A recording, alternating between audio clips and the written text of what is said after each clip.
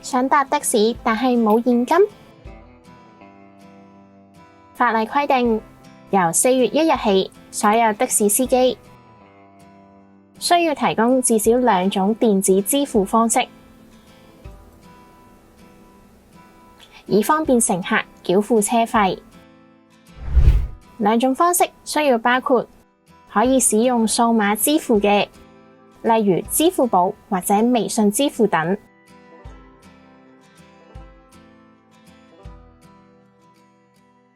以及八達通或者信用卡等嘅非二維碼電子付費工具。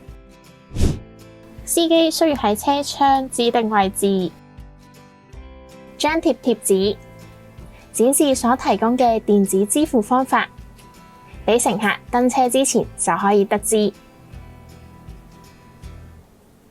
乘客亦都可以繼續使用現金繳費，司機不得拒收。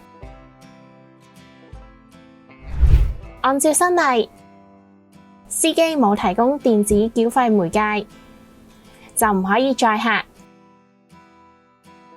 乘客亦都可以利用1823流動應用程式或者網上表格投訴，通知運輸署跟進。如果司機冇合理辯解，最高可以被罰款5000元，以及監禁6個月。